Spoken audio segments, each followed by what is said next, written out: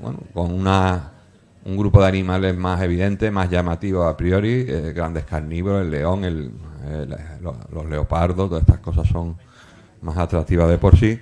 Pero bueno, José María seguro que también nos darán datos muy interesantes sobre esta cuestión. El doctor José María Gil Sánchez, doctorado en Ciencias Biológicas por la Universidad de Granada, lleva trabajando muchísimos años en especies amenazadas, sobre todo especies la gran fauna, mamíferos, también con rapaces. Es un científico, un trabajador, pero sobre todo de campo, de patear, es su verdadera pasión. Y luego, aparte de la indiscutible valía científica de su trabajo, pues me gustaría destacar también su compromiso con la conservación de esas especies que centran sus estudios. No añado nada más, le voy a dar paso y bueno, pues espero que la ponencia os resulte atractiva.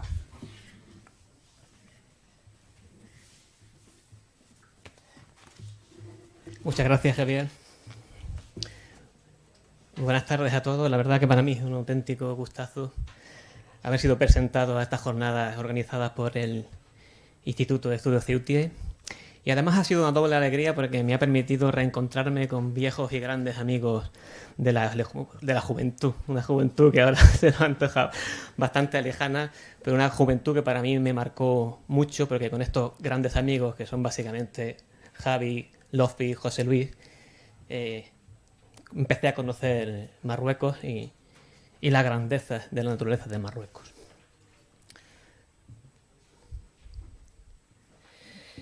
Bien, hubo un tiempo no muy lejano en el que para poder buscar, contemplar todas estas especies tan llamativas, todas estas especies de los documentales tan bonitos que nos ofrecen por las tardes en la segunda cadena, hubo un tiempo, digo, en el que no era necesario trasladarse a países muy lejanos, a países del África meridional, del África oriental, países subsaharianos. Incluso para algunas de estas especies no era necesario ni siquiera salir del territorio español.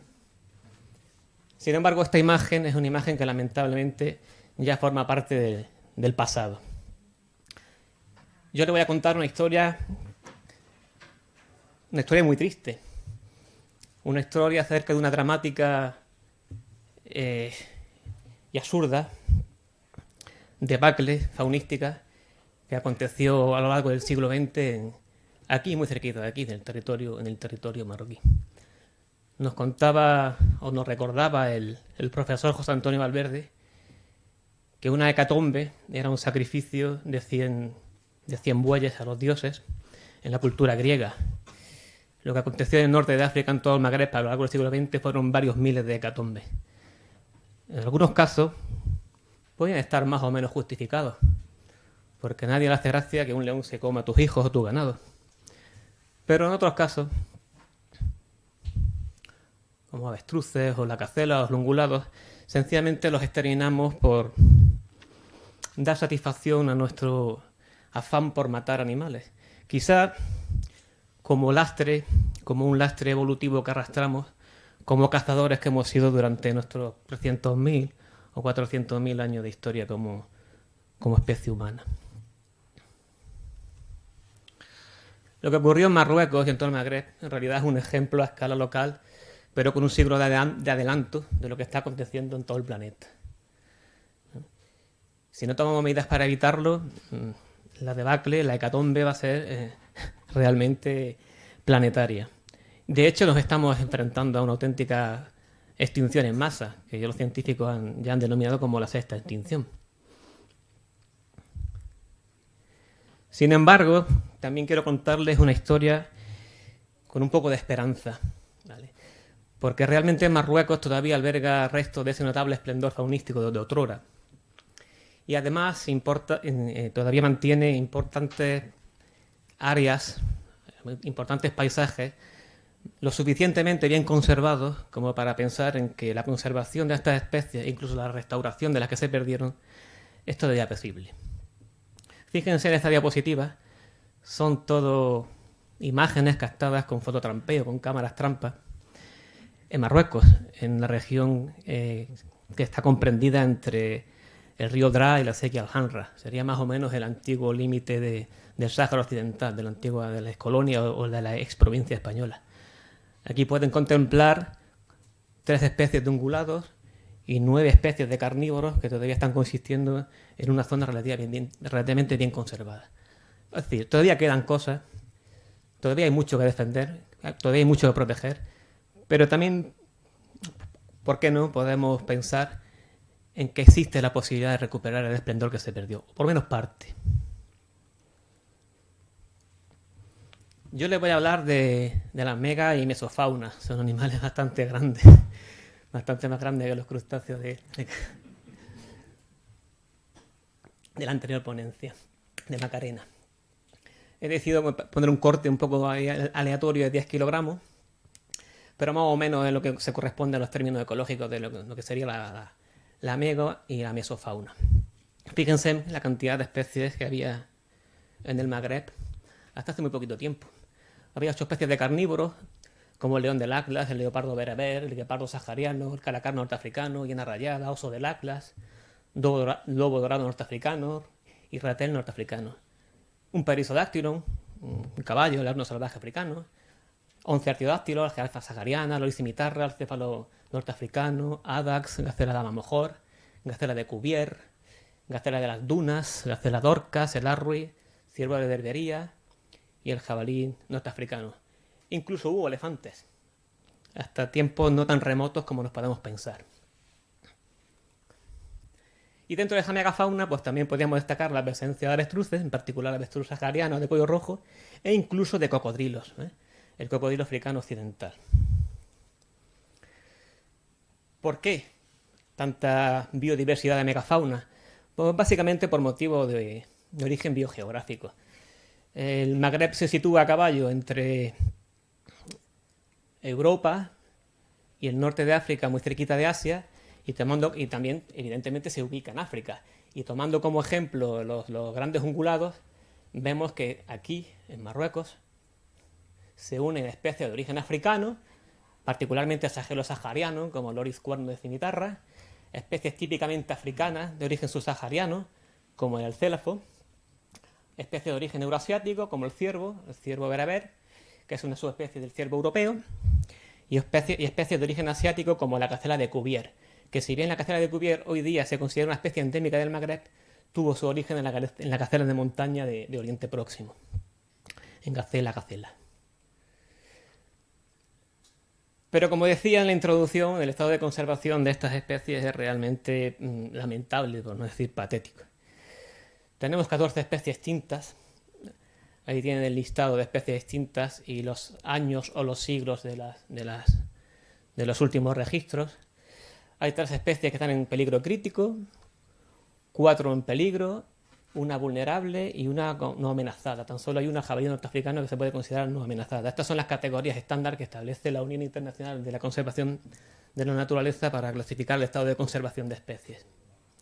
Es decir, el estado de la gran fauna africana, del Magreb y de Marruecos en particular, es realmente lamentable. En mi exposición voy a hacer un repaso por especies, para ilustrarles cuál fue la historia, cuál fue el pasado de cada una de estas especies que les he puesto en el listado.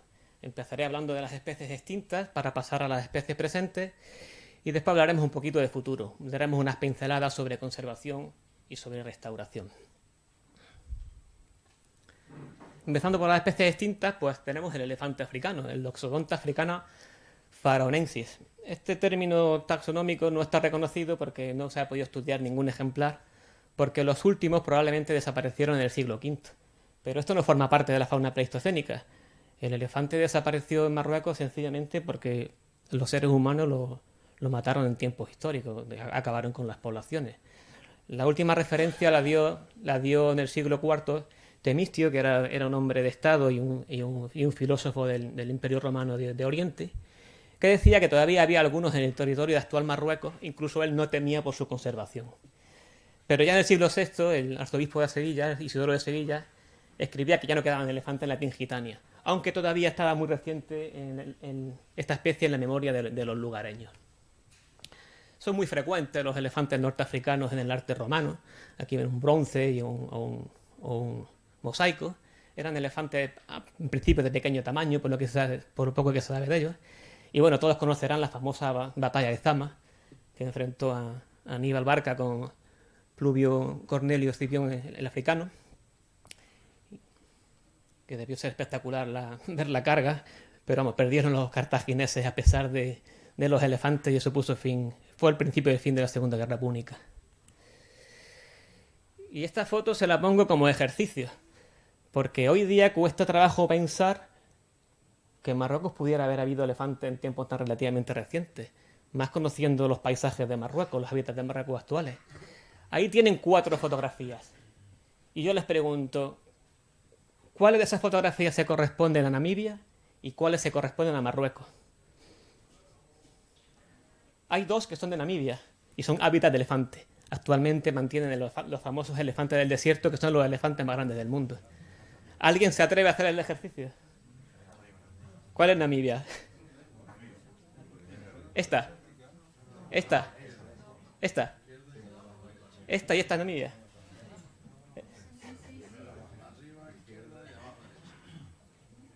Esta Namibia. Esta es la desembocadura del río Masa.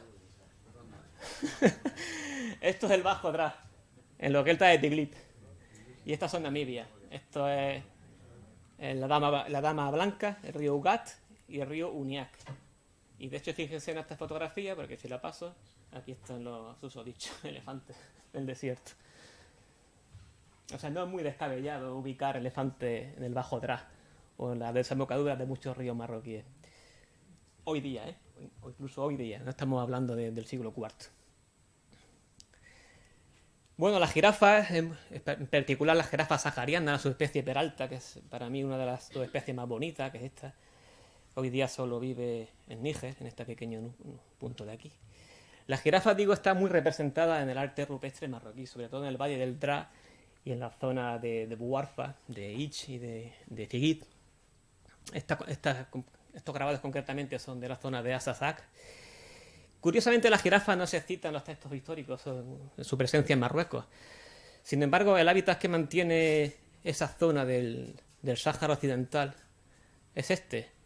Estas son formaciones de acacia radiana o acacia tortili radiana que se encuentran muy bien representadas en el norte de Marruecos y en algunas zonas del Tigris, al sur del Sáhara Occidental.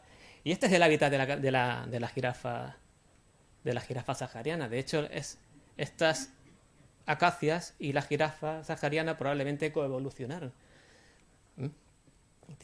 Ahora mismo solamente pueden ramonearlas los camellos, que son las especies que alcanzan mayor altura, pero la jirafa se quedaría por aquí. Entonces no es descabellado pensar que si realmente no hay información histórica sobre las jirafas, porque ningún historiador fue a regiones tan remotas del Sáhara Occidental. Pero sin duda hoy día existe un hábitat de calidad para la jirafa en muchas partes del Sáhara Occidental. Y aquí de nuevo un ejercicio similar al de los elefantes, solo que arriba tienen el chivato, ¿no? Esto es Namibia y esto es el Aguilar Rojo. El Aguilar Rojo está en la provincia de Guelmim Esmara y esto perteneció al antiguo Sáhara Occidental. Y bueno, aquí no es muy complicado imaginarse que hubiera jirafas. De hecho, este tipo de paisaje se encuentra muy distribuido en este cuadrante de Marruecos, aunque también aparece un poco en el sur, aquí en el Tiris, Adrar-Sutuf y el macizo de Negir. Solo que en el norte todavía hay abundantes deltas. O sea, las jirafas y la gran fauna todavía tendrían disponible suficiente agua. Tanto o más que en el desierto del Namib. El oris cuerno de cimitarra es una especie que se encuentra extinta en libertad. Hoy día solo existe en cautividad en toda su área de distribución, que era esta, la que está aquí en rojo, es un mapa de la IUCN.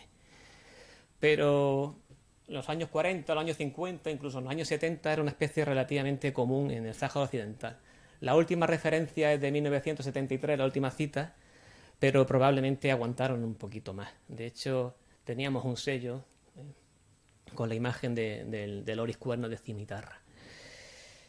Este señor, creo que se llamaba Lamarque, Ángel Lamarque. Este señor se dedicaba desde Dájala, desde la antigua Villa Cisneros, a hacer incursiones al Tiris a matar Oryx, y mató bastante. Todo eso está documentado.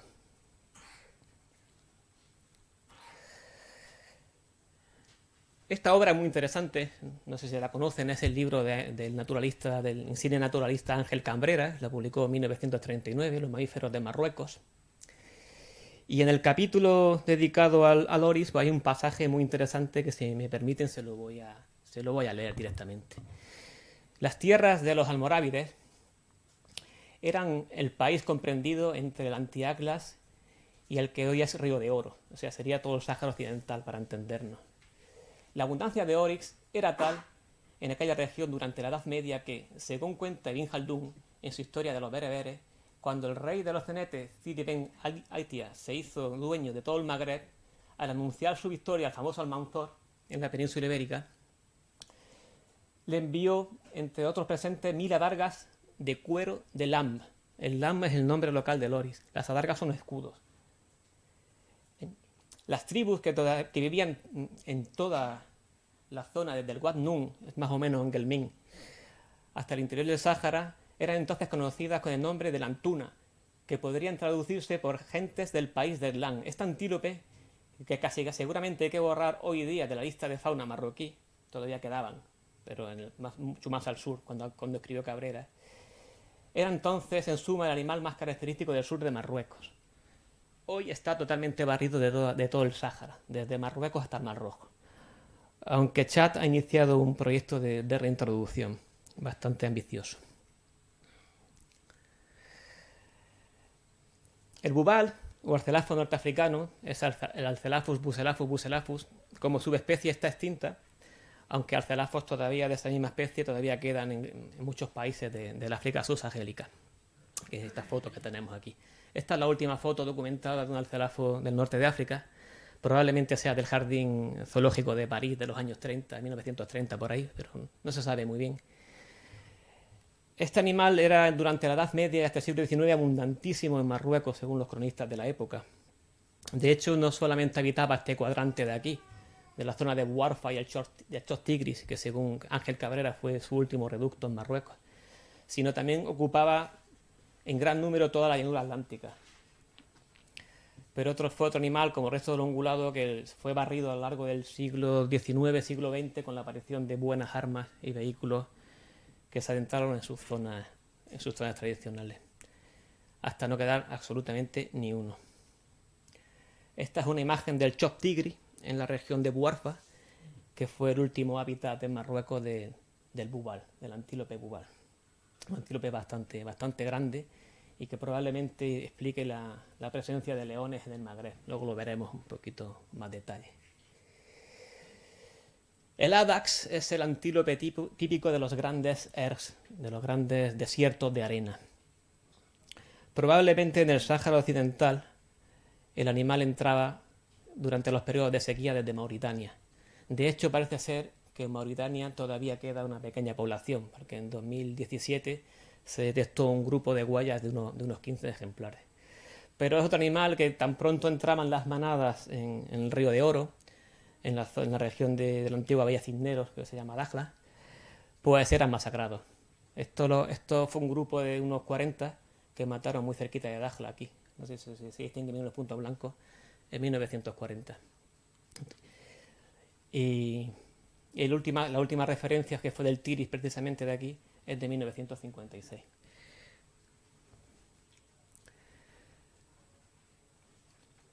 La gacela dama mohor es una subespecie de la gacela dama que era endémica del Sáhara Occidental.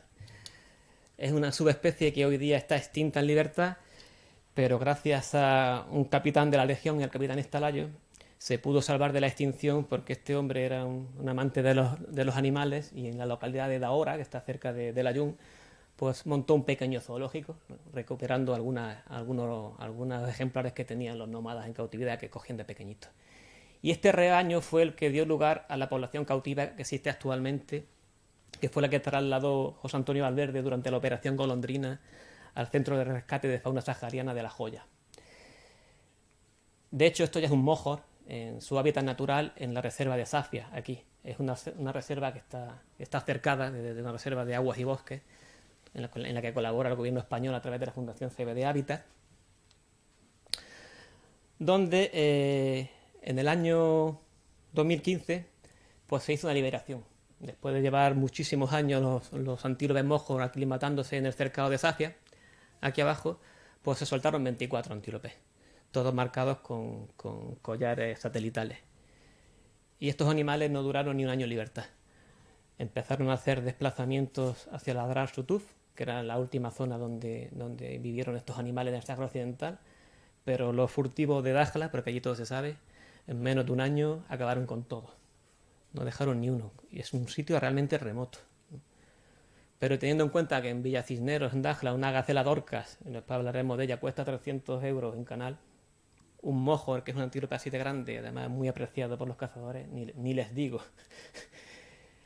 Bueno, la última cita de antílope mojo ya es muy dudosa, del año 93, aquí, en el Dra Medio. Es una cita que recogió oral, un testimonio oral que recogió el biólogo Fabrice Ussan de unos nómadas en el medio Dra, pero es una cita bastante dudosa. Todavía en el desierto, especialmente en los cubiles abandonados de hienas, hemos encontrado en nuestras expediciones algunos cuernos de gacela mojo. Esto lo encontramos nosotros aquí cerca de Auser, en un antiguo cubil de hienas. Pero hemos encontrado con bastante frecuencia testimonio del pasado del mohor, muy reciente, como pueden ver, en el Sáhara Occidental. Y estos son algunos de los mohor que viven hoy día en la reserva, en el centro de rescate de fauna sahariana que tiene el CSIC, en la finca de La Joya, en Almería, en la cara norte de la fortaleza de la Alcazaba, en Almería capital. Están ahí esperando a que los devolvamos al Sáhara, a los furtivos, hagan cecina con ellos. Bueno, en el norte de África también hubo y hay ciervos, concretamente el ciervo de Berbería, el Cervus elaphus barbarus. Este animal sobrevivió en los bosques que hay entre Túnez y Argelia, y hoy día en algunos cercados del medio Atlas de Marruecos pues existen poblaciones cautivas, en semilibertad. Este ejemplar concretamente lo fotografiamos cerca de Azru. Estaba en libertad, pero seguramente porque se había escapado de un cercado cercano. Es un animal que no es muy complicado de imaginar en los bosques mediterráneos, en los pinzapares y en los cornucales del norte de África. Como nota curiosa, morfológica, los ejemplares adultos, no sé si lo aprecian en la hembra, mantienen la mota de los cervatillos, que eso no ocurre en los ciervos europeos. Y la cornamenta y el tamaño son más paticortos y la cornamenta es más pequeña que los ciervos euroasiáticos o los ciervos que hay al otro lado del estrecho.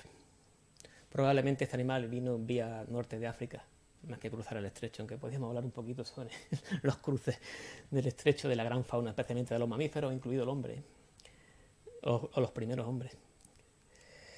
Bueno, pasamos a los carnívoros. El león del Atlas era muy común en todo el Magreb, hasta el siglo XIX. De hecho, Juan León, el africano, cuando abandona Granada por la toma de Granada y recorre todo el norte de África, describe que el león era realmente abundante, era para él una plaga. Cuando va a visitar al sultán de Fez, lo encuentra cazando leones en las cercanías de Fez. Estamos hablando del año 1500, más o menos. Pero hasta el siglo XVIII-XIX los leones eran bastante abundantes, desde el sur del Sáhara hasta Túnez. Hay muchísima información de época sobre esta abundancia de leones. Pero a partir del siglo XIX empieza a decaer la población y la última referencia no es tan lejana, es del año 1942. O sea, hay gente viva todavía en Marruecos que vivió con los leones. Yo, de hecho, conocí a un pastor de Bereber en Beni Mellal, que cuando fui a preguntarle por los leopardos, el hombre empezó a hablarme de leones, de licén, como le dicen ellos. Y me contó bastante historia de las penurias que pasaban por los leones. Claro, leones en el norte de África, ¿cómo se explica que hubiera leones en el norte de África? Los leones, para que lo sepan, son un gran depredador que necesita una enorme disponibilidad de biomasa de grandes ungulados. Y la única manera de explicar que en Marruecos y en todo el Magreb hubiera leones, en particular el león del Atlas, que es la especie tipo, la subespecie tipo, y eran bastante grandes. La única manera ecológica de explicar que hubiera leones es es en base a la enorme abundancia que hubo otrora de bubal en la zona más mediterránea y de oryx en la zona sahariana.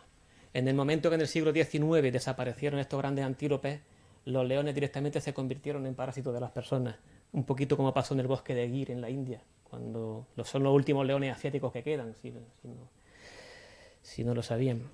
Los leones asiáticos del bosque de Gir en la India, antes de que se protegiera el bosque de Gir, pues se alimentaban de vacas y de búfalos domésticos. Y eso fue lo que le pasó al león y eso fue su perdición. Era un conflicto con los ganaderos que no se pudo solucionar. Los últimos leones del medio Atlas desaparecieron en los años 30. En el Dra, en los deltas del Dra todavía había, ahí no recuerdo, no veo bien si es 1939. Y en el Sáhara Occidental, la última cita conocida de 1900. Y bueno, esto también es un pasaje que he rescatado del libro de Ángel Cabrera, que no se lo voy a leer entero, pero sí dice que hacia 1846 se mató uno en el Jebel Kebir, cerca de Tánger. O sea, hace nada de tiempo había todavía bosques en la dorsal del Rif, en la Yebala. Hace muy, muy poquito tiempo, en realidad, en tiempos históricos. Aquí al lado, en las afueras de Ceuta, como aquel que dice.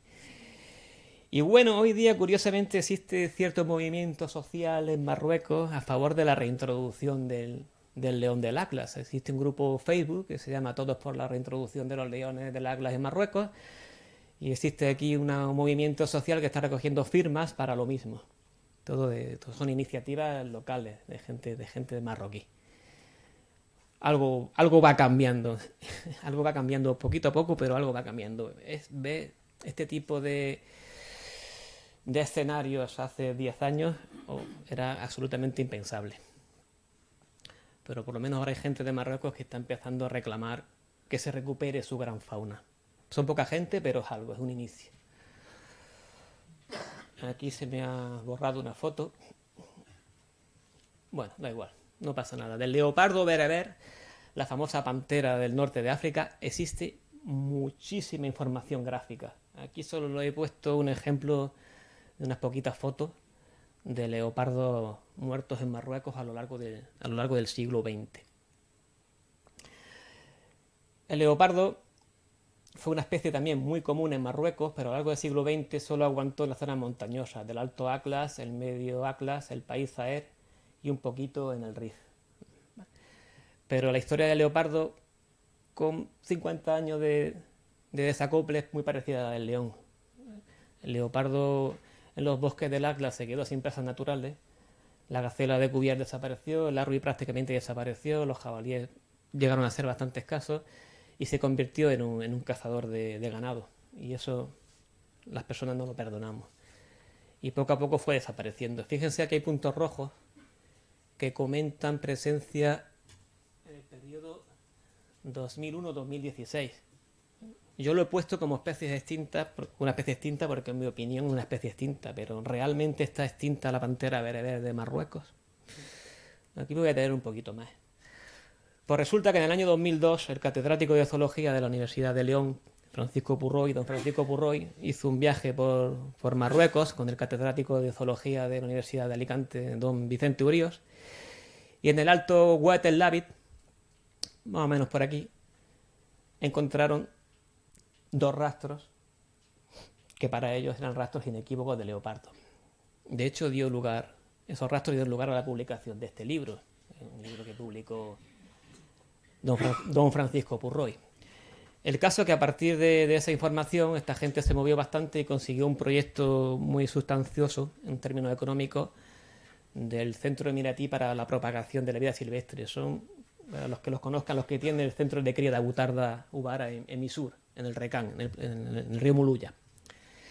Y durante varios años, hasta el 2016, estuvieron financiando un proyecto de detección y evaluación de la población de pantera bereber en esta región del Medio Atlas. Es la región de Beni Mellal. La localidad más cercana es Tizi-Nizli, y si les suena la garganta de Buferda, es por ahí. Todo en base a esos 2 rastros que encontraron estos 2 profesores. El caso es que no encontraban leopardo y en 2016 Vicente Urios decidió contratarme a mí a ver si le cerraba el proyecto porque él estaba empeñado en que allí había leopardo y que teníamos que encontrar los leopardos sí o sí antes de que los encontrase otra persona porque él quería ponerse la medalla. Y nos tiramos, un compañero y yo, nos tiramos 6 meses en invierno de 2016, allí en la región de Benimelal, pues buscando leopardos con base científica, cogiendo la metodología que existe con base científica para buscar leopardos, para encontrar leopardos y para hacer evaluación de poblaciones, que básicamente son recorridos a pie para buscar huellas, y el fototrampeo. Bueno, huellas y excrementos para análisis genético, porque el análisis genético te permite no solo identificar la especie, sino también puede identificar el individuo para hacer estimas de población. Y también pusimos muchísimas cámaras trampa, pues en un paisaje como este. Recorrimos muchísimos kilómetros en nieve, un frío que pela. A mí se me helaron los dedos de los pies, pues no había equipo apropiado. Recorrimos muchísimos kilómetros buscando huellas en los ríos, bueno, y este es el tipo de paisaje que hay ahí. Unos bosques mediterráneos impresionantes y los últimos cedrales, los cedrales más meridionales del medio Atlas, porque esta es la zona de contacto entre el medio Atlas y el alto Atlas, ¿vale? Y este fue el trabajo que desarrollamos a lo largo de 6 meses. Las líneas rojas son recorridos a pie, los puntos verdes y amarillos son cámaras trampas, y los triángulos son entrevistas hechas a pie de terreno a los lugareños, que también son interesantes. No son definitivas, pero te permiten saber por dónde pueden ir los tiros e incluso poder encontrar alguna referencia inequívoca. Aunque siempre son información de segunda mano, igual puedes ver una piel, igual alguien tiene algo que inequívocamente es de leopardo. Bueno, esto fue un trabajazo y lo que encontramos fueron cosas así. ¿Hay alguien que sepa un poco de huellas? ¿Que se atreva a decir de qué son esas huellas? Parecen huellas de felino, ¿verdad? Son huellas trilobuladas y no marcan uñas. Igual que esta, tiene el tamaño que puede ser de leopardo. Estas huellas se parecen mucho más a una huella de leopardo que las que encontró Pancho Purroy. Y sin embargo estas huellas son de perro pastor bebé.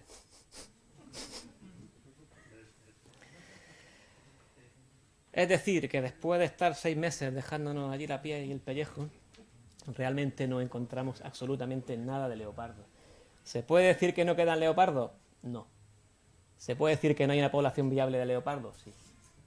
Sin ningún género de dudas. Lo que sí encontramos fueron cosas así. Este señor, que nos sirvió un té y unas pastas amablemente, mató a este leopardo en sus tiempos mozos, con un Mauser de la Segunda Guerra Mundial. Aquí, esto se llama el Siva, son los montes del Siva, muy cerca de Benimelal. Ahí.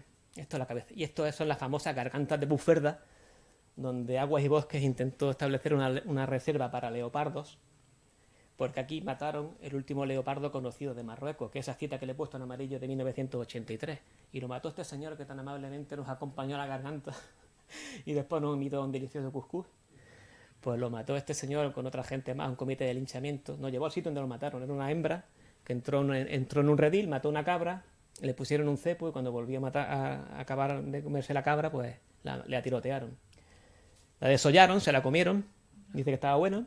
Los de Agua y Bosque se enteraron y estos estuvieron varios meses en la cárcel. Esto fue un caso muy, muy, muy famoso, que es por lo que se sabe realmente que está en la última cita, el último dato fidedigno e inequívoco de leopardo en Marruecos.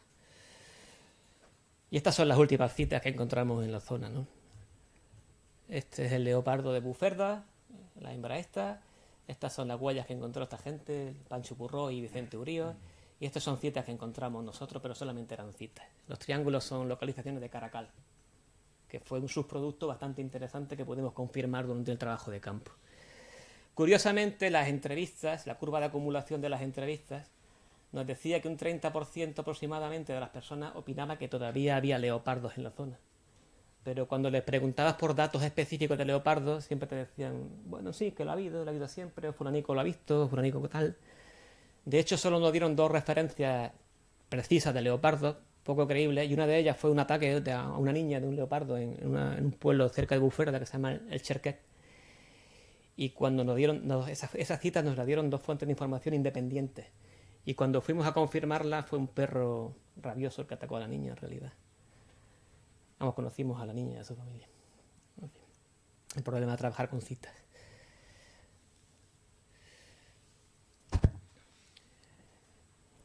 El guepardo sahariano es una subespecie que está críticamente amenazada.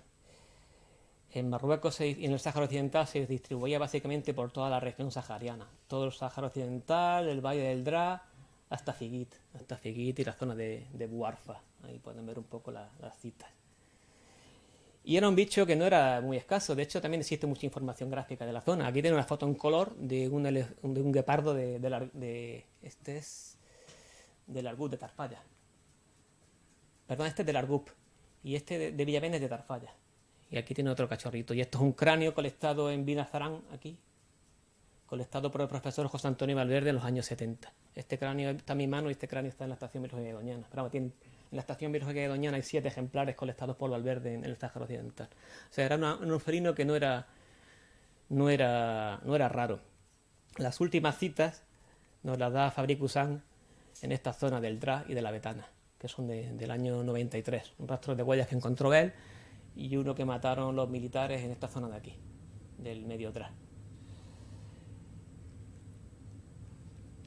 Este bicho nos sirvió para crear la asociación Jarmur, a la que pertenezco, porque un grupo de amigos inquietos por la gran fauna africana y en particular por los felinos, pues vimos que había citas de guepardo en los años 90 y decidimos pues salir a buscarlo. Si lo había en los 90, ¿por qué no lo iba a ver 10 años después?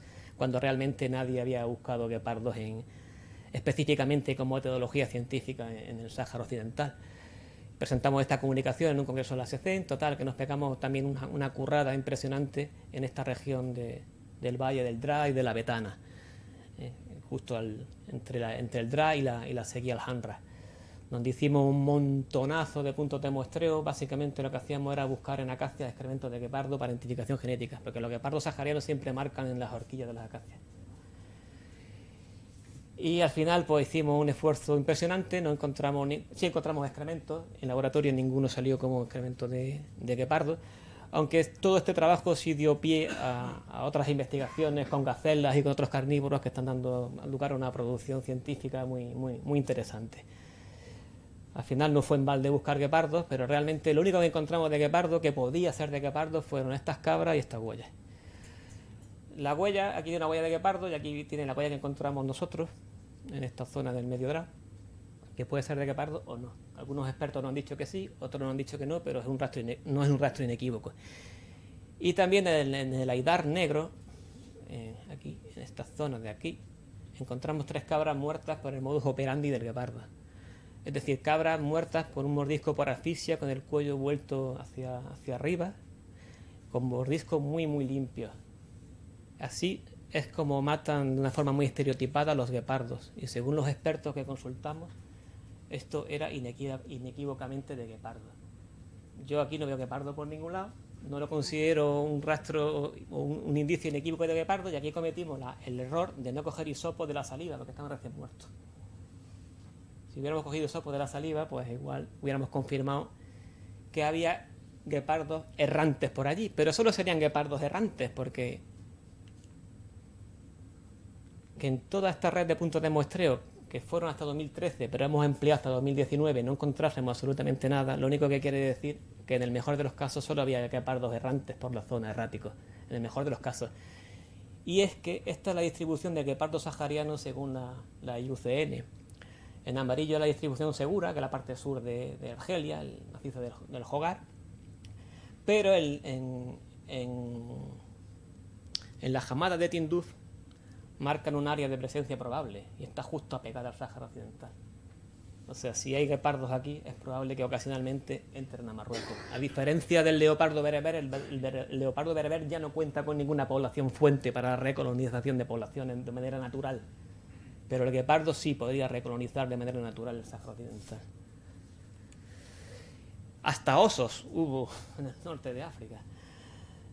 Esta especie hasta hace 10 años era un poco polémica en cuanto a su presencia en el norte de África, ¿no? Había autores que decían que sí, había autores que decían que no, pero hoy día es una polémica que está resuelta. De hecho, ya la IUCN lo considera como extinto, como presente y extinto en el norte de África, porque hay suficiente información como para concluir que fue una especie autóctona más.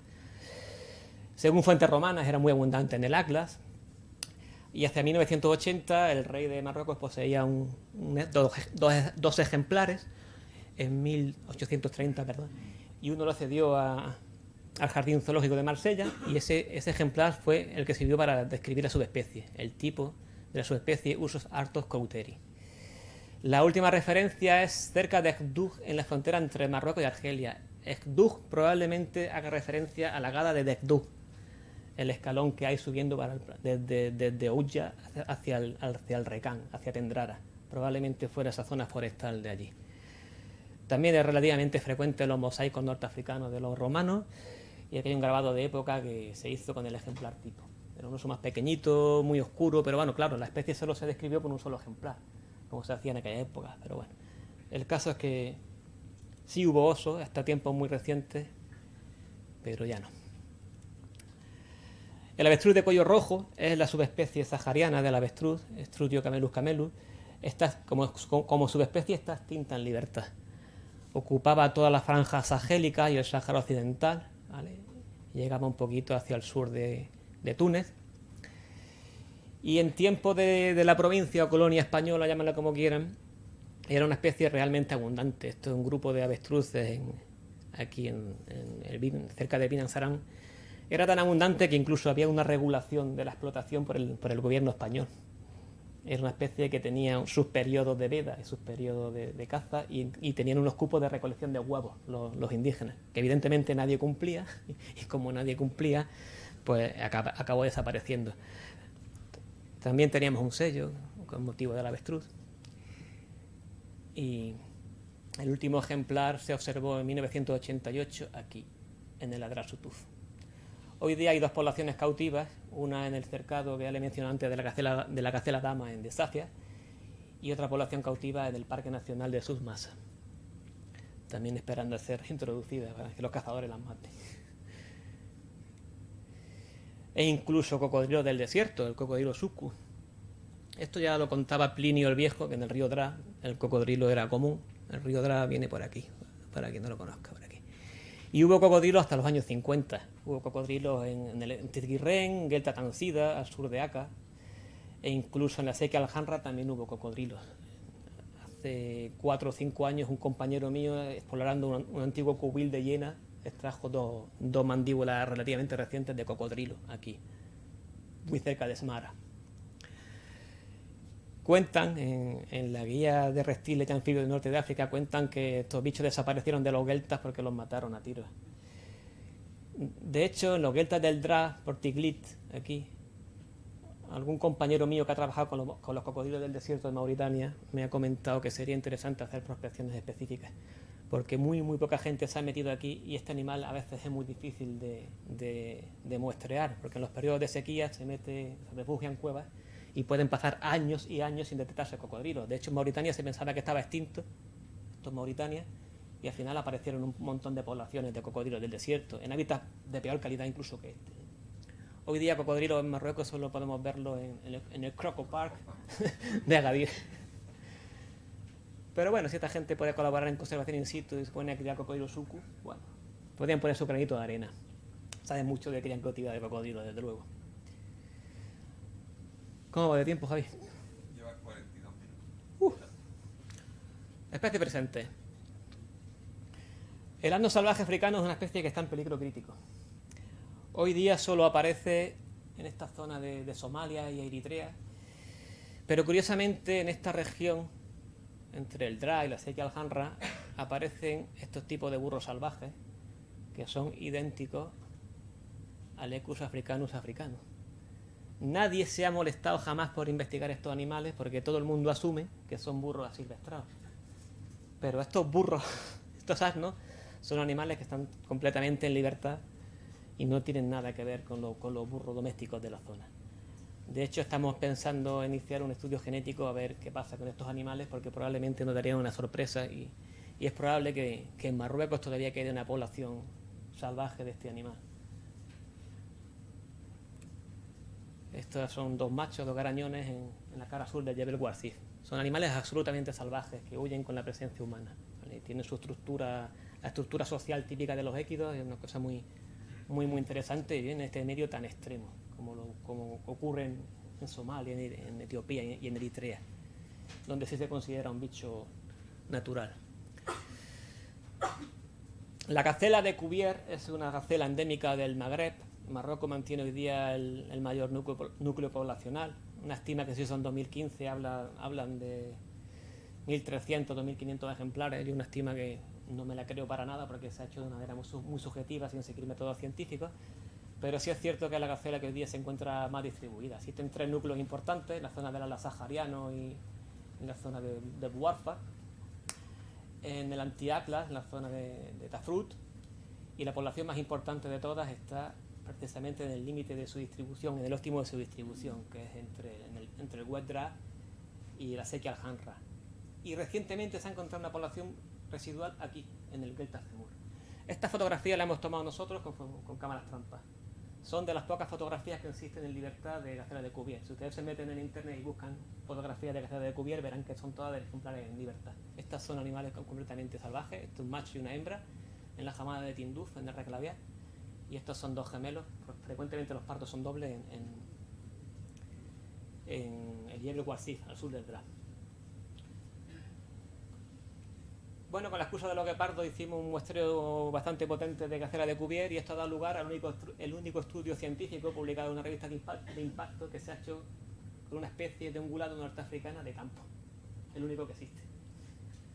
Que fue una evaluación metodológica, pero en realidad lo que quisimos fue publicar la situación de la población. Lo que pasa es que los científicos tenemos que hacer triquiñuelas para poder publicar en revistas buenas.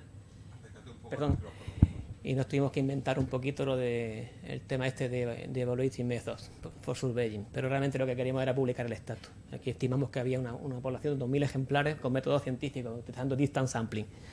Y además cogimos muchísimo material genético que sirvió para una tesis doctoral, y resulta que esta población de aquí es la que tiene el mayor número de haplotipos con diferencia de toda el área de distribución de la gacela de Cuvier.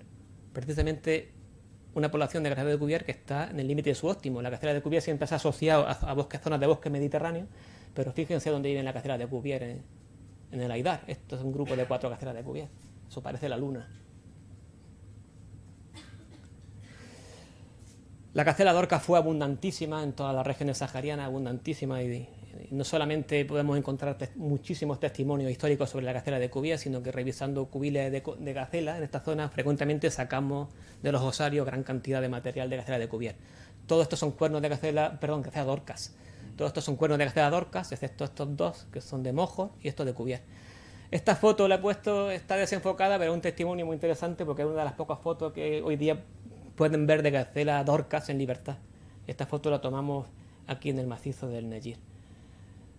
Ahí tiene una estima tentativa de la población marroquí.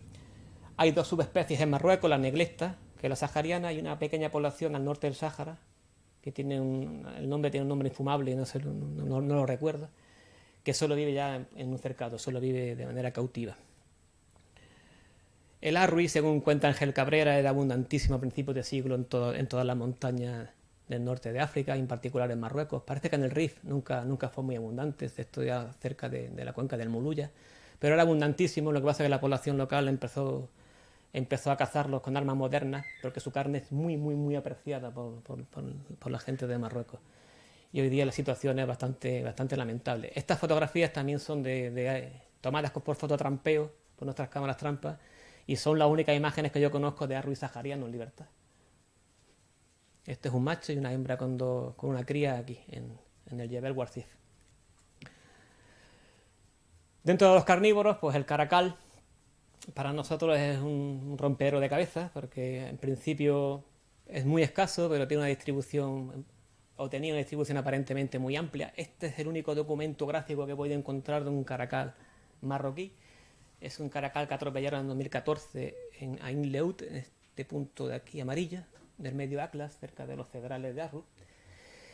Y nosotros lo hemos buscado específicamente en todos estos bloques que ven aquí, que son 8 bloques de muestreo de carnívoros, desde Chok Tigri hasta Auser, hasta el God de Ramán y White Hat, en fin.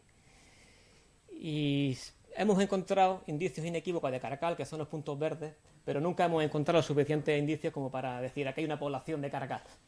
Siempre parece que lo que hay son animales erráticos, pero no somos capaces de dar con ninguna población. Aquí, bueno, pues dos de los informes que hemos presentado, Aguas y Bosques, y esto todo lo que hemos conseguido, huellas, estos sí son huellas inequívocas de caracal, y unos culos muy bonitos de caracal con las cámaras trampas, que ustedes dirán, eso es caracal porque lo dices tú. Pero sí son caracales, ¿verdad? Además los consultamos a expertos, en particular este es un macho. Sí son caracales, son saharianos además, son de la zona del Guarcif y de los montes Aidar. Y eso es todo lo que hay de caracales vivos en Marruecos, ¿eh? No van a encontrar otra cosa. Esos documentos. La hiena rayada era una especie también bastante común en Marruecos, tanto en las zonas montañosas como en el Sáhara. Esto es un cubil de hiena, de donde sacamos tantos cuernos de gacela, como han visto en esta fotografía. Está un cubil de hiena en Negir, aquí. Son osarios impresionantes. Estos son excrementos de hiena que en laboratorio se han confirmado como de hiena, que hemos encontrado en esta región de aquí.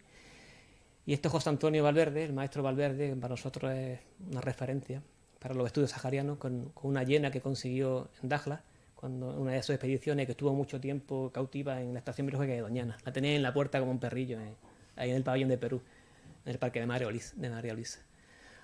La he puesto como presente, pero probablemente hoy día la hiena también sea una especie extinta en Marruecos, porque nadie ha encontrado indicios de hiena en los últimos 10, 20 años, excepto estos dos excrementos, pero que dos excrementos en 10 años de muestreo intensivo lo único que te dicen son ejemplares erráticos que tal vez estén entrando desde Mauritania o desde Argelia. Esto es un axilar superior de hiena que sacamos de este cubil. Y bueno, este año mataron una hiena al lado de Oujda. Sí, la mataron al lado de Oujda, esto es un dato inequívoco, pero claro, en Tremuzén, en la parte argelina, hay una población de hienas rayadas, que además está siendo objeto de una tesis doctoral. Entonces probablemente este animal cruzó la frontera que no debía cruzar, y en una batida de jabalíes pues se la cargaron. Aquí dicen que los de Ecology Magog, que es una plataforma ecologista muy interesante de Marruecos, tiene una página web muy bonita, dicen que igual Aguas y Bosques igual le casca una multa al tipo este. Es decir, ahí cuentan su milonga. Pero para una que entra, duró poco. Bueno, el ratel norteafricano es una subespecie muy amenazada del ratel. El ratel tiene una distribución muy amplia en el África subsahariana, incluso llega por Asia hasta la India, pero el leuconota tiene una distribución muy reducida, solamente llega desde la zona del sur, norte de Mauritania, sur del Sáhara Occidental, un poquito llega al sur de Argelia, pero todo lo que ven aquí, prácticamente toda el área de distribución de este ratel. Nosotros estamos trabajando específicamente con él aquí, estamos haciendo cosas de genética muy interesantes, tan interesantes como que probablemente hemos descubierto una especie nueva de carnívoro, que eso va a ser un pelotazo, porque las distancias genéticas con el material que tenemos son lo suficientemente amplias como para decir otra especie diferente. Además, ecológicamente se comporta de una manera diferente. Los rateles son muy oportunistas y este es un especialista facultativo. Se ha especializado en la captura y consumo de Uromastis, de lagarto de cola espinosa. Son fotos de fototrampeo de nuestras cámaras. Son las únicas fotos que van a ver de esta especie en libertad, y de esta subespecie. Este es el tipo de hábitat, un hábitat muy sargélico, muy africano. El lobo dorado africano. En Marruecos se considera una especie vulnerable. No le he puesto mapa porque está muy distribuido por todo Marruecos, especialmente en la zona montañosa y en el Sáhara. Hasta hace muy poquito tiempo, estamos hablando hasta hace 5 o 6 años, se consideraba que el cánido mayor que habitaba el Magreb era el Canisaurus, el chacal dorado. Pero cuando empezaron a manejarse las herramientas moleculares se vio que este bicho no es un chacal. Realmente está metido en el clado de los lobos. Por eso se recuperó una asignación taxonómica muy antigua de Canisanthus, también es sinónimo de Canis lupaster. Y hoy día ya lo considera la IUCN como una especie por derecho propio, bien diferente del chacal dorado y endémica de todo el norte de África. Estas también son fotografías de fototrampeo. Con este animal estamos haciendo hoy día estudios genéticos. Estamos haciendo estudios sobre la ecología y la genética del lobo en el desierto. Y estamos también testando la hipótesis de la liberación competitiva. A ver qué pasó cuando los grandes depredadores como león y leopardo desaparecieron a ver si hubo una expansión de este bicho a través de modelos de colección bayesiana que permiten hacer reconstrucciones demográficas, en fin, cosas de científicos locos. Pero está dando bastante información a nivel científico este animal. También está amenazado. En Marruecos se considera una especie vulnerable, pero bueno, en determinadas regiones todavía es fácil detectarlo e incluso observarlo. En nuestras expediciones al Sáhara normalmente lo solemos ver cada vez que vamos. Y si ven la fotografía en donde hablo de escala, aquí probablemente estén viendo un lobo más que un chacal. Hace poco tiempo se decía, no, en Marruecos hay chacales dorados y hay lobos. Porque dicen los lugareños que está el dip y el chacal. No. Solamente hay lobos grandes y lobos pequeños. Todo lo que hay es canis anthus.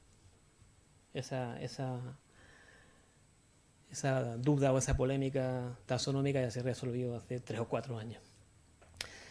Y este es el único animal que no está amenazado de la gran fauna marroquí, que sin embargo el jabalí es una subespecie endémica del norte de África, que tiene algunas peculiaridades como el tamaño y el pelaje, la densidad de pelo, que lo hace diferente de los jabalíes eurasiáticos, y vive tanto en zonas típicas del jabalí, como los grandes bosques mediterráneos del norte de África, como en zonas ya saharianas. En los deltas, con las formaciones de Tamarix, Delta, este animal es muy común. De hecho, esta fotografía está tomada aquí, en los deltas de Tiglit, evidentemente con una cámara trampa. Ya voy terminando. Hemos hablado del pasado, hemos dado un repaso rápido al pasado, al triste pasado de Marruecos. Hemos hablado del presente, todavía hay un poquito de esperanza, todavía quedan especies bastante interesantes. No hemos hablado de las especies menores, como el fénix, como el gato de las arenas, etcétera, etcétera. Todavía hay muchos elementos mastozológicos muy interesantes por conservar en Marruecos. Pero ahora vamos a hablar un poquito de futuro. Bueno, la conservación de la fauna en Marruecos pues, se enfrenta a los problemas que se enfrenta la conservación de la fauna en todo el planeta.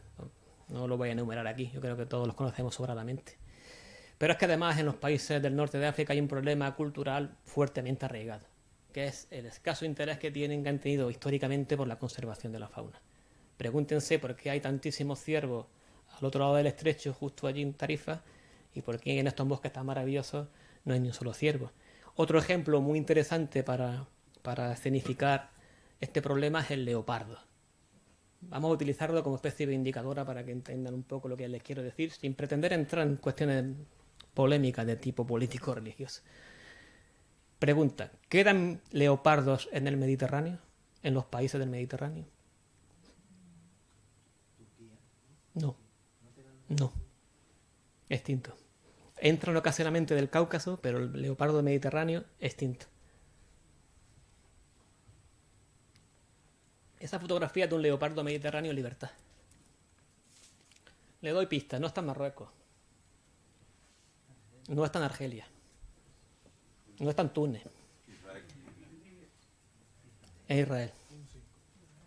Israel es el único país que conserva leopardo y su gran fauna, porque es el único país que se preocupa de su gran fauna en toda la cuenca sur mediterránea. Ahora ya que cada uno saque sus conclusiones, sin intentar, por supuesto, entrar en polémicas. Esa es la puñetera realidad. Israel es el único país mediterráneo que tiene leopardo. ¿Qué se hace en Marruecos por la conservación de la fauna? Pues todas las especies que hemos visto, todas están amparadas por la ley. Son especies protegidas. Y de hecho existe un maravilloso plan de acción para los ungulados, que es este. Un plan de acción que redactó Fabric Usam, que es muy bueno. Es un plan de acción muy, muy bueno, pero que no deja de ser un documento en papel que no se transcribe para nada al medio natural. Los problemas, especialmente la caza furtiva y la destrucción de hábitats por sobrepastoreo, y sobre todo también la extracción de combustible vegetal para hacer leña, para hacer el carbón con el que se preparan los miles de tallines y de pinchitos que se hacen todos los días en los miles de pueblos, ciudades marroquíes que están tan deliciosos. Todo eso se hace con picón que sale todos los días de los bosques del medio del Alto Atlas, de los bosques que están defendiendo el avance del desierto. Cuando estuve en Beni Mellal con los leopardos, la verdad es que me costaba trabajo no echarme a llorar cuando salía al campo, de ver lo que estaban haciendo con los últimos encinares de la zona, solamente para sacar carbón por una cuestión cultural, porque aquí también existe el butano, pero un tallín o un pinchito no se puede hacer con butano. Fíjese qué tontería, pero eso supone el consumo de toneladas y toneladas de carbón vegetal todos los días en un país que está a las puertas del desierto. En fin, todos estos factores tienen alto impacto. Y la caza furtiva, en particular, sobre todo en las regiones saharianas, más. Les recuerdo lo que le pasó a estos mojos. Estos son parte de uno de los rebaños que liberaron, que apenas duraron un año y estaban en una zona remotísima. Estaban en el Tiris y en el Dar Sutuf. No sé si conocen eso, pero eso es el extremo de Marruecos. Además, algunas zonas peligrosas porque están cerca de los muros, cerca de la zona liberada. Y son campos minados lo que hay por allí. Pero no dejaron ni uno. En apenas un año. De manera y modo que, desde mi perspectiva, desde lo poco que conozco de Marruecos, aunque llevo ya unos cuantos años pateando por ahí, lo que yo veo que hace el Alto Comisariado de Aguas y Bosques, que es el organismo responsable de la conservación de la fauna, de los recursos naturales de Marruecos, lo que yo veo que hace es pues limitarse a mantener núcleos zoológicos cercados. Porque la vigilancia in situ por sus agentes tiene escaso impacto. A ver, ¿quién ha visto un guarda de aguas y bosques alguna vez por ahí que te eche la bronca por estar acampado en cualquier sitio? Pues, lo que sí vemos son muchos furtivos campando a su ancha cada vez que salimos al Sáhara. Eso sí, tienen unos cercados muy interesantes repartidos por todo Marruecos, pero no dejan de ser cercados, no dejan de ser núcleos zoológicos donde mantienen ungulados, mantienen adax, oryx, avestruz de cuello rojo, gacela dorcas, pero no dejan de ser cercados. Nunca han dado el paso siguiente, que es liberar los animales de los cercados a su medio natural, excepto la experiencia de Safía, que fue desastrosa, la de los 24 mojos. Los únicos que realmente están protegiendo de manera indirecta a la gran fauna marroquí son algunas asociaciones y fundaciones de los países del Golfo, a los que el gobierno marroquí le ha concedido concesiones de caza para hacer repoblaciones de abutar de Ubara para cazar con halcones. Son gente que manejan muchísimo dinero y están locos por la cetrería, por la falconería en particular, y la caza del abutar de Ubara. De hecho, tienen un megacentro de cría de Ubaras aquí en Misur. Y hace poco tiempo han hecho otro en Playa Blanca. Los de Misur son esta gente que son emiratíes y los de Playa Blanca, que está aquí, son cataríes. Esta gente, en estos cuadraditos rojos, sí está haciendo una vigilancia eficiente de la caza furtiva. Tienen un sistema de patrullas y una red de repetidores muy importante. Y en estas zonas, curiosamente, la butarda ubara está sirviendo de especie de paraguas, porque se están recuperando por lo menos las gacelas. Aquí se está recuperando bastante bien la gacela de Cuvier, y aquí se está recuperando bastante bien la gacela dorcas, y aquí, que lleva un poquito tiempo los cataríes, ya están volviendo a saber la gacela dorcas en la zona de llanura, que eso hace 4 años era impensable. Pero eso es lo poco que se está haciendo ahora mismo en conservación aplicada de la gran fauna en Marruecos desde mi punto de vista. Si alguien tiene más información, ahora podemos comentarlo, ¿no? El caso es que Marruecos sigue teniendo grandes espacios muy bien conservados, por lo menos aparentemente. En el medio Atlas, en el Rif, en la región de Bouarfa, en Chott Tigri, y en las regiones saharianas es que hay sitios que, madre mía, yo ahí me imagino perfectamente el león cruzando de acacia a acacia y la jirafa ramoneando las copas de las acacias radianas. Son extensiones enormes de formaciones de acacia lo que hay ahí, es realmente impresionante. Pero claro, solo ves dromedarios y solo ves cabras.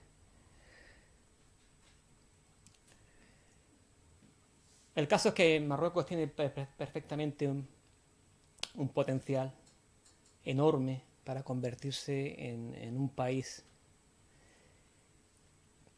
que fuera bueno, pues como lo he nombrado yo aquí, una Namibia del norte, un país que tiene grandes espacios donde todavía se puede restaurar esta imagen que vemos aquí, solo que en vez de News podemos hablar de alcelafo, y en vez de Springbok podemos hablar de gacela dorcas. Hay sitios para hacer esto, sitios suficientemente grandes para tener ecosistemas funcionales, lo suficientemente grandes como para que esto funcione realmente como un ecosistema autorregulado dentro de las limitaciones que tiene ese concepto. Esto tiene un enorme potencial turístico a las puertas del cliente, donde la gente que viniese a hacer safaris aquí no tendría que pagar un vuelo carísimo, que supone la mitad de un viaje a África, por ejemplo, si queréis ver leones en el Masai Mara. El cliente lo tiene aquí mismo. Yo he viajado mucho a Namibia, hasta imágenes de Tosa en Namibia. Y en Namibia, si no alquilas un coche con un año de antelación, no puedes hacer esto. Y Namibia es un país que tiene te lo comentaba antes, tiene una idiosincrasia también muy particular. No es el oro que reluce en esta fotografía, pero le han visto el potencial, le han visto el negocio.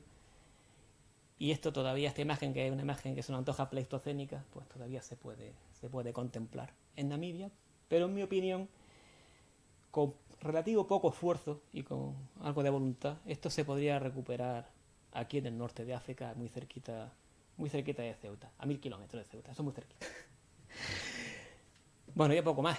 Muchísimas gracias por su atención. Si están interesados en conocer algunas cositas más sobre la gran fauna africana, les recomiendo este libro. Un libro que publicó nuestra asociación, donde describimos por todas las expediciones que hemos hecho al Sáhara Occidental, y siguiendo un modelo de zoología clásica, pues hacemos un inventario de fauna y una descripción faunística, pues bueno, muy curiosa. Y eso es todo. Muchísimas gracias por su atención.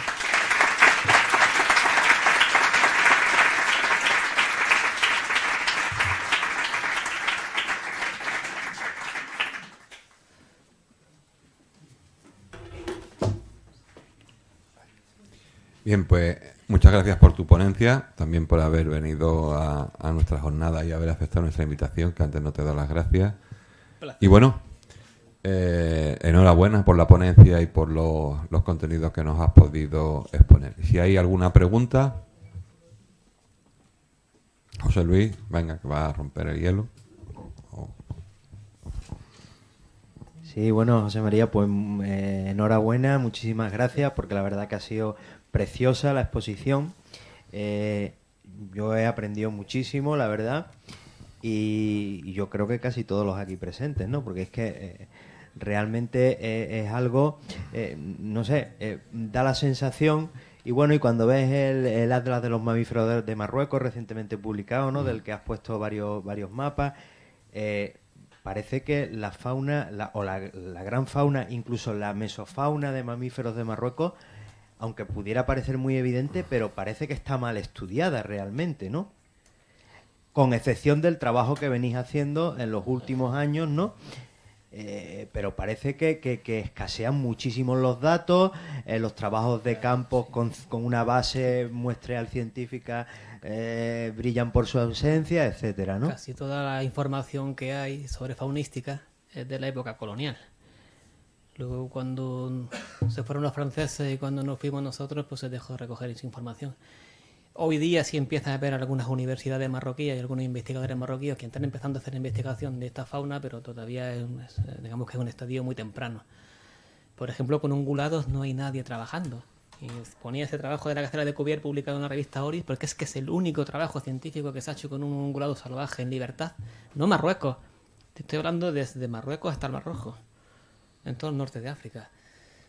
Pues muy poquito, y hay muy poquitos equipos trabajando. Está nuestro equipo y otro equipo del Cirio de Oporto, liderado por José Carlos Brito, con los que colaboramos en el tema de las gacelas. Y ya está, y todo para una región muy vastísima. Pero afortunadamente sí empieza a haber ya bastante inquietud en algunas universidades, como el Instituto de Mohamed V, el Instituto Científico de Rabat, y alguna universidad más que están. De hecho, nosotros trabajamos con ellos, los tenemos como socios. Después un par de cuestiones. Me comentaba hace años, y bueno, y creo recordar haberlo leído también en la biografía, la autobiografía de Morales Agacino, que supongo que evidentemente conocerán, ¿no? Otro gran sahariano, ¿no? Sí, sí. Y Joaquín Mateu, no sé si has llegado a conocer. Joaquín Mateu era entomólogo, Sí. Trabajó muchísimos años en el Sáhara, pero en todo el Sáhara, vamos, Sí. en Chad, Sí. en Mauritania, en Argelia, en Marruecos. Es otro gran sahariano, menos conocido porque él se dedicó fundamentalmente a insectos, ¿no? Y a insectos coleópteros, Sí, y ¿no? Morales Agacino iba a estudiar las plagas de langosta. Claro, Lo que pasa es que claro. empezó a publicar Lo que cosas pasa de los es- antílopes. Claro, que él publicó también de mamíferos y Sí. por eso quizás Sí, es más sí, conocido fuera de los ámbitos estrictamente entomológicos o académicos, Sí. ¿no? Yo recuerdo una conversación con Joaquín Mateu que me contaba que en su despacho, en su casa, tenía una cabeza de un lamt, ¿no?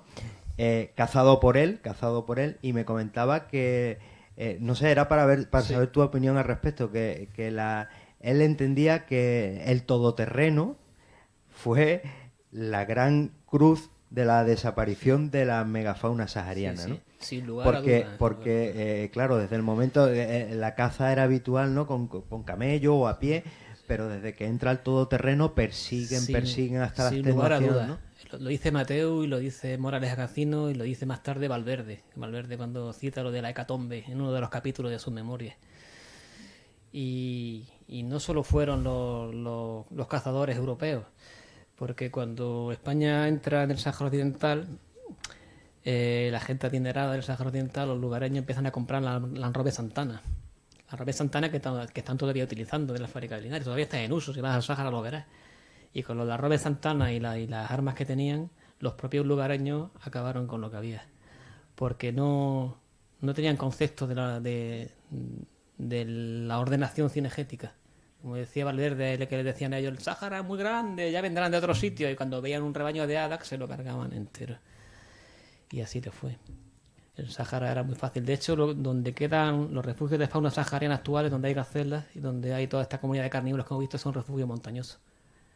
Son el Adrar Sutuf, el Nejir, el Jebel Warzif, los montes Haidar, donde no pueden cazar en vehículos. Ahí todavía quedan gacelas, quedan pues todos esos bichitos que he puesto en ese collage tan chulo.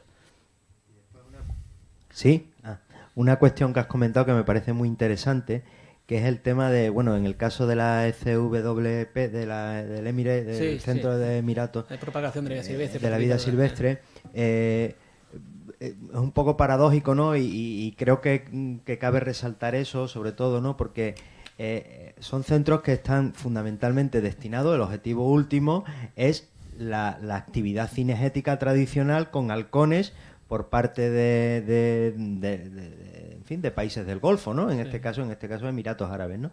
Y en este caso la caza sirve realmente como motivo para la conservación de amplias zonas. Yo he podido, hemos estado antes hablando un poquito de esto, yo he estado un tiempo con ellos trabajando, y es que realmente tienen un sitio, cuando vamos por un sitio, a 40 kilómetros saben que estábamos pasando por allí. Sin duda. Y tienen un sistema de vigilancia que es espectacular, ¿no? Y son zonas con muchos miles de hectáreas que están protegiendo realmente y vigilando realmente, ¿no? No sé, un poco por resaltar esta cuestión. Sí.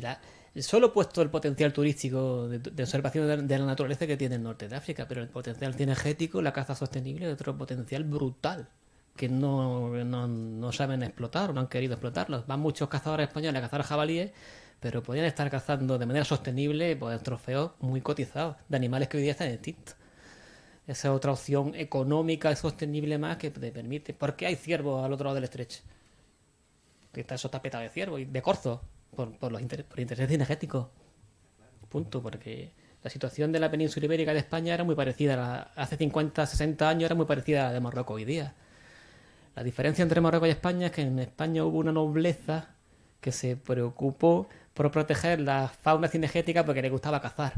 Por eso quedan ciervos y cabra montesa en España. Si no, no habríamos dejado ni uno, nos las habríamos comido todas, como aquí.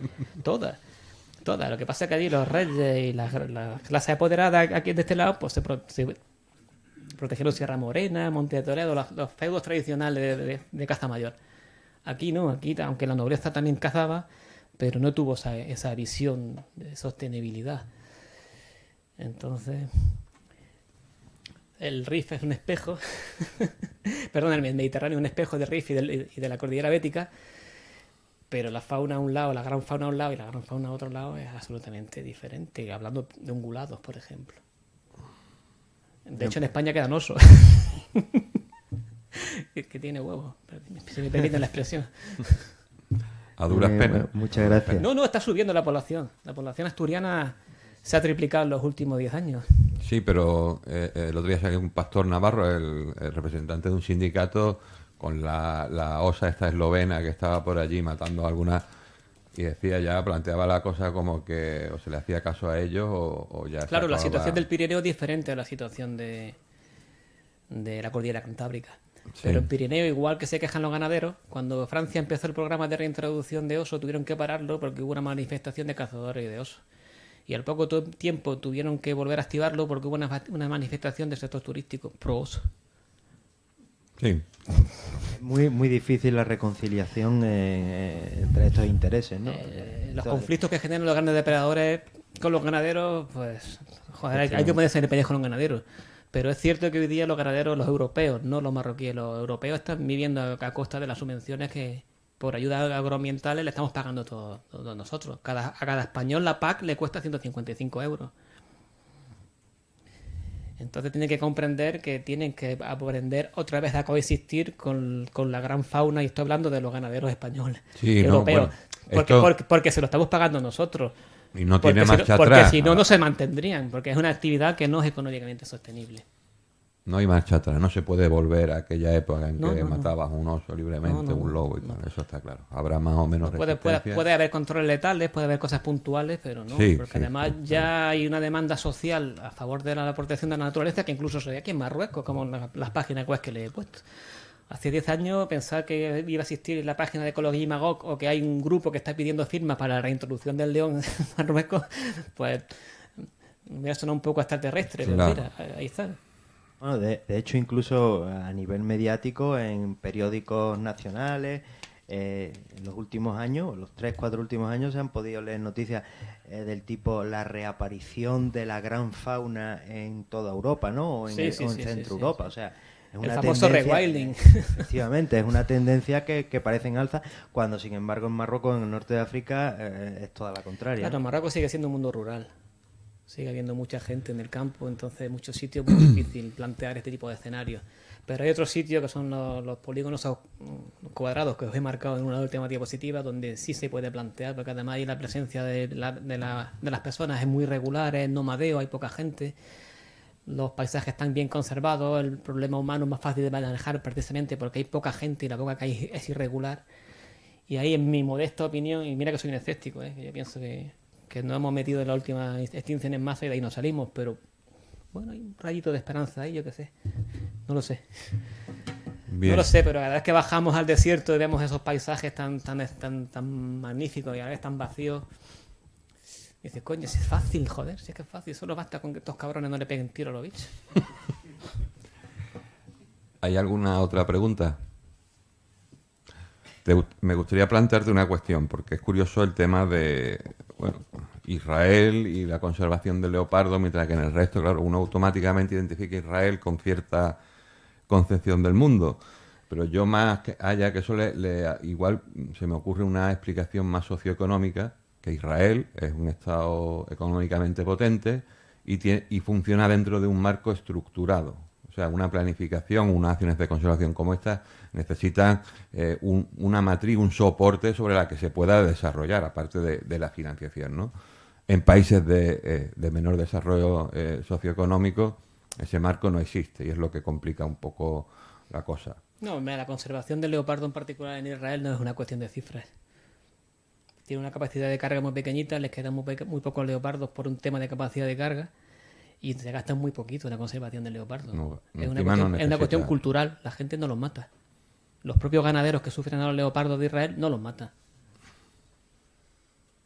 No te creas tú que esta gente... No quiero entrar en polémica política. No, Ni sí. polla ni vinagre. Lo único que te digo es que allí hay una cultura que se preocupa por proteger a su fauna. Pero no creo en la preocupación o esa insensibilidad altruista de angelitos, no.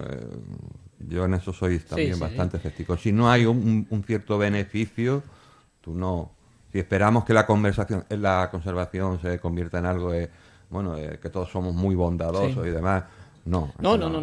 Ponemos... No para nada, pero claro... Y uno ve las áreas de distribución que has puesto de las distintas especies, Mauritania, Malí, Chad, el sur de Argelia. Bueno, esos territorios, ¿cómo están? ¿Qué procesos son los que gobiernan ahí, que rigen esos ahí? territorios la fauna está jodidísima. ¿Pero por qué? Pues por la misma razón que del Magreb. Bien. Es mi opinión. ¿Hay alguna otra pregunta? Sí, por aquí. Hola, Visi.